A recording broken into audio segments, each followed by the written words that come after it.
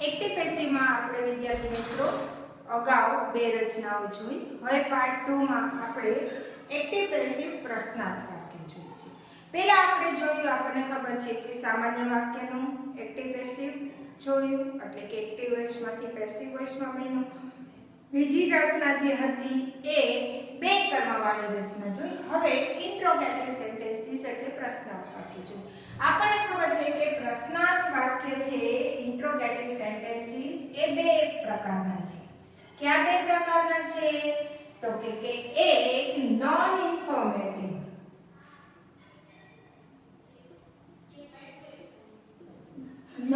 Informative, એટલે કયા પ્રશ્નાર્થ વાક્ય કહેવાય કે જેમાં આપણને કોઈ પણ માહિતી મળતી નથી.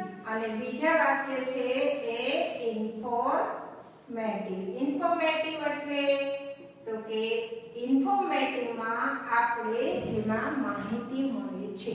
ઇન્ફોર્મેટિવ વાક્ય રચનામાં WH ક્વેશ્ચન્સ બધા આવી જાય છે. All type of WH question words બધા જ. કારણ કે જ્યારે પણ આપણે WH ક્વેશ્ચન વર્ડ્સ થી વાક્ય પૂછીએ છીએ, વાક્ય પ્રશ્નાર્થ વાક્યની શરૂઆત થાય છે, ત્યારે એના જવાબમાં આપણે કોઈ પણ શબ્દ બોલવો પડે છે. પછી એકાક્ષરી વાક્ય હોય કે ઝાઝા વાક્ય શબ્દો મળીને બનતું વાક્ય હોય. નોન ઇન્ફોર્મેટિવ એટલે જેમાં WH ક્વેશ્ચન વર્ડ નથી આવતા, પણ સહાયકારકની મદદથી, સહાયકોની મદદથી જે પ્રશ્નાર્થ વાક્યની રચના થાય છે એ નોન ઇન્ફોર્મેટિવ. હવે આ બે નોન ઇન્ફોર્મેટિવ અને ઇન્ફોર્મેટિવ બંને વાક્ય રચનાને આપણે જ્યારે પેસિવ વોઇસમાં ફેરવીએ છીએ ત્યારે આપણે સૌપ્રથમ કહીએ છીએ નોન ઇન્ફોર્મેટિવ. નોન ઇન્ફોર્મેટિવ એટલે સહાયકારકોની મદદથી બનતી પ્રશ્નાર્થ વાક્ય રચના. આપણે કોઈ પણ જ્યારે પણ કાળ ભણ્યા છે, સાદા કાળ ખાસ કરીને, ત્યારે એમાં આપણે વાક્ય મૂક્યું છે કે ડુ ધે નો ઇંગ્લિશ.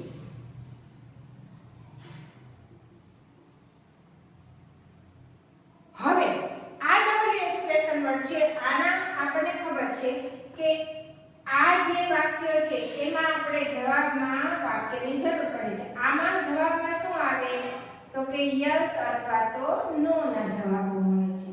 તો આ વાક્ય છે એ સહાયકારક ડુ ના મદદથી થયું. ડુ ધે નો ઇંગ્લિશ કરતા તો કે ધે, ક્રિયાપદ નો,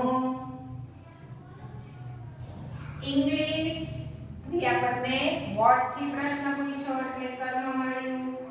હવે આ વાક્યને જ્યારે આપણે ફેરવવાનું થાય પેસિવ વોઇસમાં, ત્યારે એક જ સ્ટેપ આડાવડું થાય છે. પહેલું તો કે કાળ પ્રમાણેનું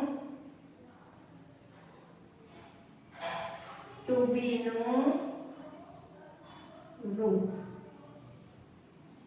કાળ કયો છે તો કે ડુ સહાયકારક છે. ડુ ક્યાં વપરાય તો આપણે શીખી ગયા છીએ કે સાદા વર્તમાન કાળમાં સહાયકારક તરીકે પ્રશ્નાર્થ અને નકારમાં ડુ નો અને ડઝ નો ઉપયોગ થાય છે. ડુ સામાન્ય રીતે દરેક કર્તા સાથે આવે છે. ડઝ છે એ ત્રીજા પુરુષ એકવચનના કર્તા સાથે આવે છે. હવે ડુ છે એટલે આપણને ખબર પડી ગઈ સાદો વર્તમાન કાળ છે. કાળ પ્રમાણેનો ટુ બી નું રૂપ કયો કાળ થયો? સાદો વર્તમાન કાળ. સાદા વર્તમાન કાળમાં ટુ બી ના રૂપ ક્યાં તો કે એમ ઇઝ આર. કાળ પ્રમાણેનું પણ કર્મને અનુરૂપ હોય એવું.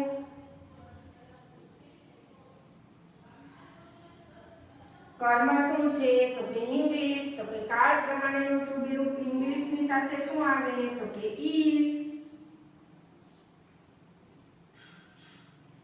બીજું પગથિયું તો કે કર્મને કર્તાના સ્થાને,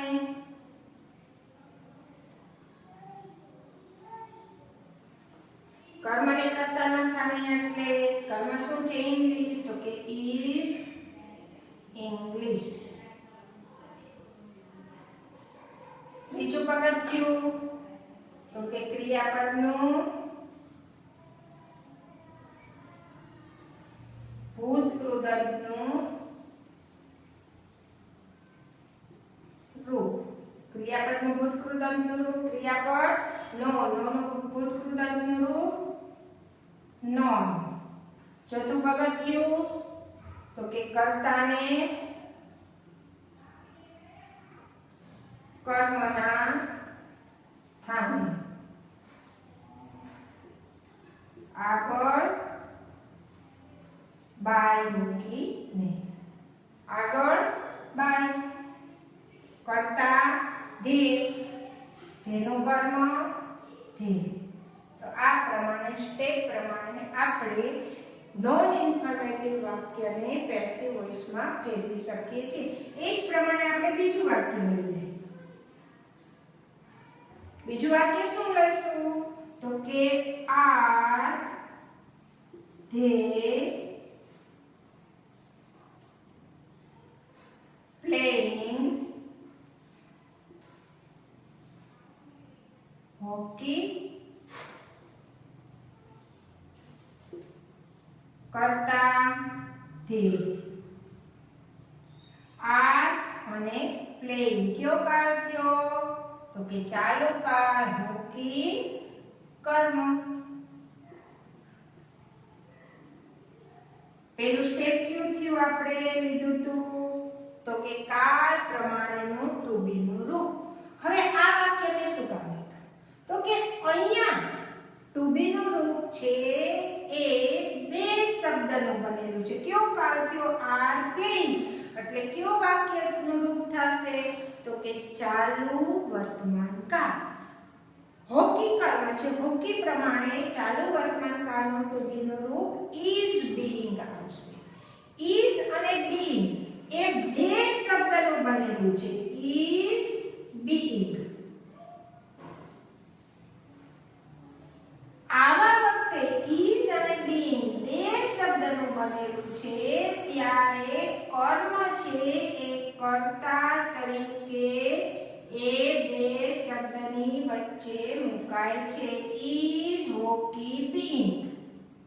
કઈ રીતના તો કે is અને being બે શબ્દનું બનેલું છે ટુ બી નું રૂપ એટલે is અને being ની વચ્ચે કર્મ કર્તા તરીકે મુકાય છે. તો બે પૂરા થઈ ગયા. કાળ પ્રમાણેનું ટુ બી નું રૂપ is being. કર્મને કર્તાના સ્થાને ક્યાં મૂક્યું તો કે ટુ બી ના રૂપની વચ્ચે. ત્રીજું સ્ટેપ તો કે ક્રિયાપદનું ભૂતકૃદંતનું રૂપ પ્લેઇંગ. ચોથું સ્ટેપ કર્તાને કર્મના સ્થાને મૂકવાનું બાય ધ્યેય પ્રશ્નાર્થ ચિહ્ન. આ પ્રમાણે જ્યારે બે શબ્દનું ટુ બી નું રૂપ બનેલું હોય ત્યારે કર્મ છે એ કર્તાના સ્થાને બે શબ્દની વચ્ચે મુકાય છે. આ પ્રમાણે નોન ઇન્ફોર્મેટિવ વાક્ય રચના આપણે જોઈ. હજી એમાં બે રચના જોઈએ આપણે તો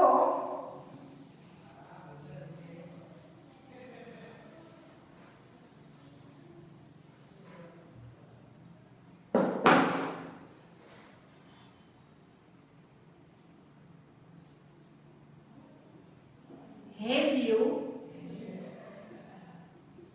finished work? Have finished કયો કાળ થયો તો કે have V3 એટલે કયો કાળ થયો પૂર્ણ વર્તમાન કાળ.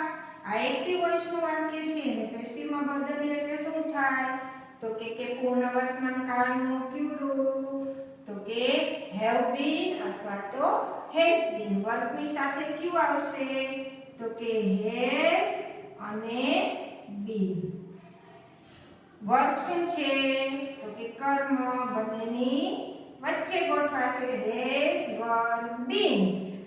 V3 ગોતવાનું નથી થતું પૂર્ણ કાળમાં V3 આપેલું જ હોય છે. ચોથું સ્ટેપ બાય યુ નું કર્મ પણ યુઝ થાય છે એટલે આ રીતના આટલી આસાનીથી આપણે વાક્યને પ્રશ્નાર્થ વાક્યને પેસિવ વોઇસમાં ફેરવી શકીએ છીએ. હેઝ બીનની વચ્ચે વર્ક. કોઈ પણ બે શબ્દથી બનતા ટુ બીના રૂપો હોય ત્યારે કર્મ છે કર્તા તરીકે બે શબ્દની વચ્ચે મુકાય છે. એ ખાસ વિદ્યાર્થી મિત્રો ધ્યાન રાખજો. અને આ 4 સ્ટેપમાં માત્ર અને માત્ર શેનો ફેર પડે છે? તો કે પહેલું સ્ટેપ હતું એ બીજું થાય છે અને બીજું સ્ટેપ છે એ પહેલું થાય છે. માત્ર ને માત્ર બે સ્ટેપમાં ફેર પડે છે, બાકી બધું જ એનું એ જ રહે છે. એવી જ રીતના જ્યારે સહાયકોમાં લઈએ છીએ આપણે, તો સહાયકો કેમથી પણ આવે. જેમ કે આપણે મોડેલ્સથી પણ વાક્ય રચના બની શકે. જરૂરી નથી કે માત્ર આ જ વસ્તુ હોય. મોડેલ્સથી પણ વાક્ય રચના બની શકે. કઈ રીતના? તો કે કેન યુ સ્પીક મરાઠી?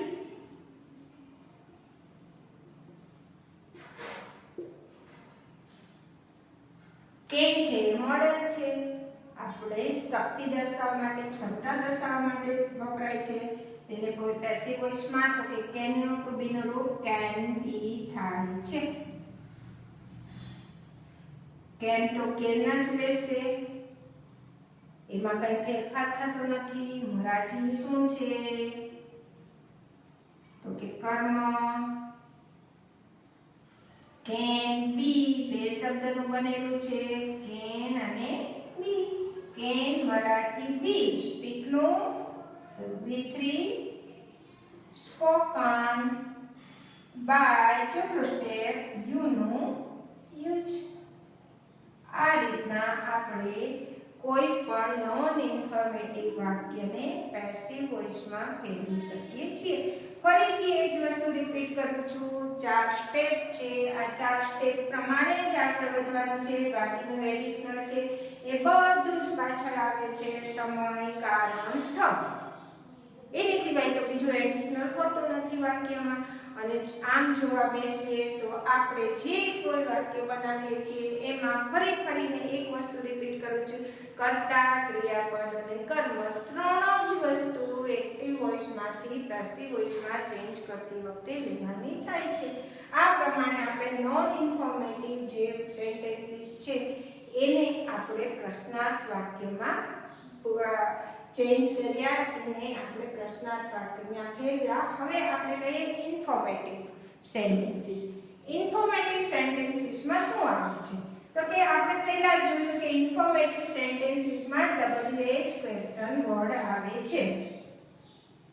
કોઈ પણ જગ્યાએ આપણે WH ક્વેશ્ચન વર્ડનો ઉપયોગ કરીએ છીએ ત્યારે આપણને ખ્યાલ જ છે કે જવાબ દેવો પડે છે. Informative sentences.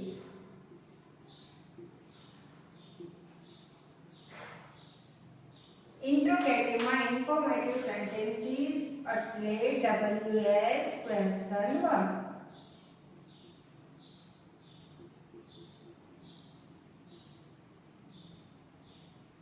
કઈ રીતના? તો કે આપણને એક્ટિવ વાક્ય આપ્યું છે. ધારો કે આપણને કોઈ પૂછે છે કે when will he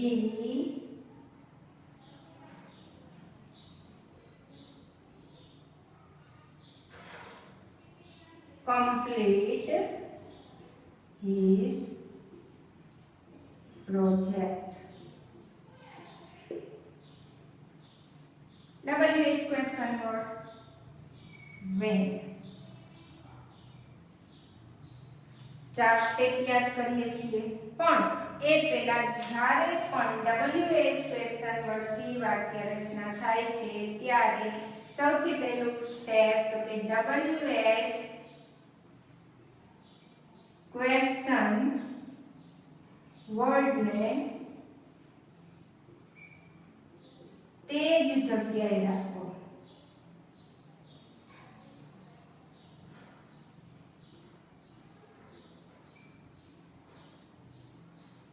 રીતના તો કે વાક્યની શરૂઆતમાં WH ક્વેશ્ચન વર્ડ મૂકી દેવાનો. પણ who માટે એ અપવાદ છે. who ની વાક્ય રચના આપણે અલગથી જોશું. when મૂક્યું પછી તો કે કાળ પ્રમાણેનું to be નું રૂપ.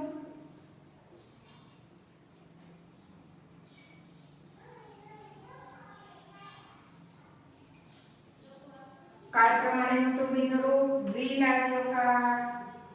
will નું પાછું યાદ રાખીએ છીએ shall be, will be.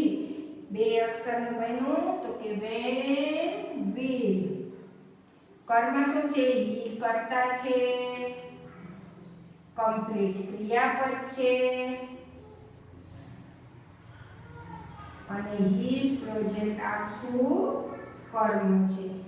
હંમેશા એડજેક્ટિવ સાથે કોઈ પણ કર્મ લેવાય છે. આ his છે, my છે, your છે, our છે એ બધા સંબંધક વિશેષણો હોય છે. when will, his project be completed. કાળ પ્રમાણેનું to be નું રૂપ. પછી ત્રીજું સ્ટેપ આપણે સાથે લઈ લીધું કે ક્રિયાપદનું ભૂતકૃદંત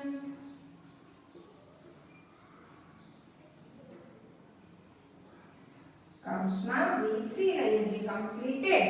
ચોથું સ્ટેપ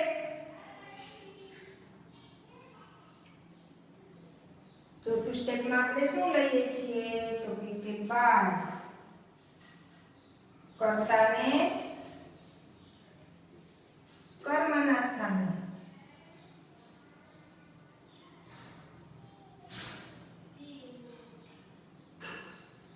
અહીંયા આપણે એક વસ્તુ લઈ ગયા છે કે કર્મને કર્તાના સ્થાને.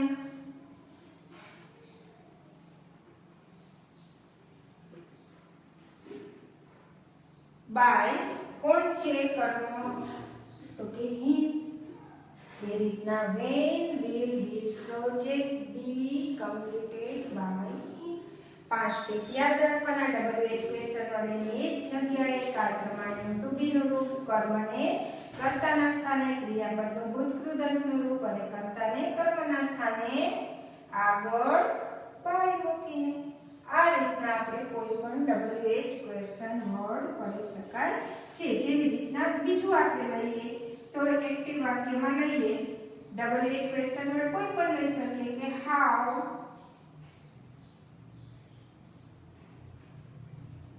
can you solve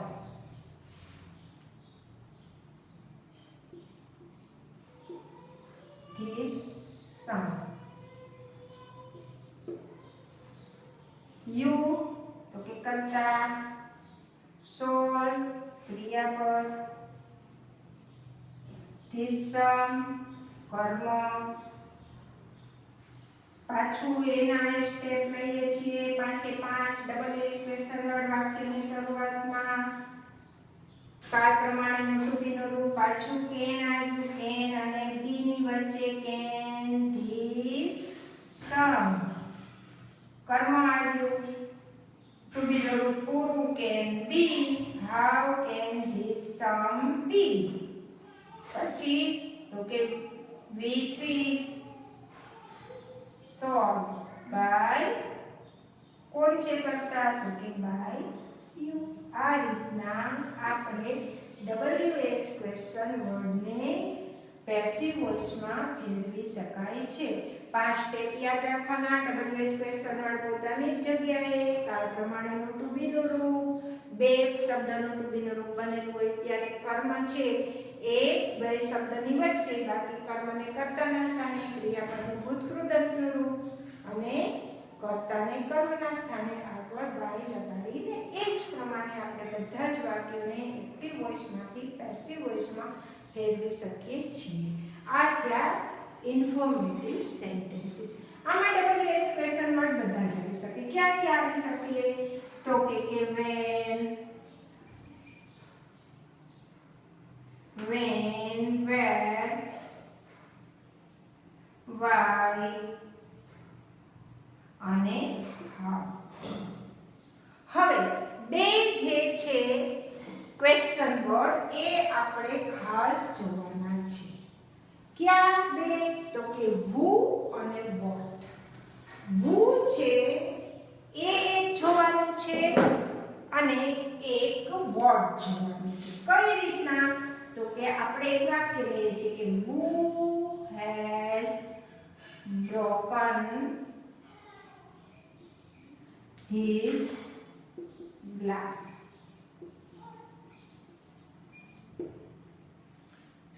who થી વાક્યની શરૂઆત થાય છે. આપણે પહેલા જોયું કે who છે એનું કર્મ whom થાય છે, પણ whom પોતે WH ક્વેશ્ચન વર્ડ છે. WH ક્વેશ્ચન વર્ડ હંમેશા વાક્યની શરૂઆતમાં મુકાય છે.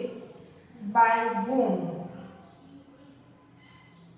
આવી ગયો, પણ who કરતા છે, કર્મ છે, કર્તાના સ્થાને આવ્યું. જે બાય whom છે કર્તાનું કર્મ છે, પણ કર્મ છે એ આપણે વાક્યની શરૂઆતમાં મૂક્યું. હવે કર્મને કર્તાના સ્થાને, પણ ટેન્સ કયો છે? તો કે પૂર્ણ વર્તમાન કાળ. એનું ટુ બી નું રૂપ હેઝ અને બીન. તો બાય whom હેઝ કર્મ શું છે? બે અક્ષરનું બનેલું છે એટલે અહીંયા આવી જશે ધીસ ગ્લાસ બીન. V3 તો આપણને ખબર જ છે, પૂર્ણ કાળમાં V3 ને ગોતવા નથી જવું પડતું એટલે V3 હોય જ છે. સ્ટેપ પ્રમાણે જોઈએ તો who ની જગ્યાએ શું મૂકવાનું? By whom. પછી તો કે કાળ પ્રમાણેનું ટુ બી નું રૂપ. કર્મ છે કર્તા તરીકે બેની વચ્ચે ગોઠવાનું અને આ ક્રિયાપદનું V3 નું રૂપ. આ પ્રમાણે who વાળી રચનામાં આપણે એક્ટિવ વોઇસમાંથી પેસિવ વોઇસમાં બદલી શકીએ છીએ. એ જ રીતના આપણે કહી શકીએ કે who called you. તમને કોણે બોલાવ્યા હતા? who કરતા, called છે ક્રિયાપદ, you છે એ કર્મ. આપણે અહીંયા જોઈએ તો કે કર્તા, ક્રિયાપદ અને કર્મ.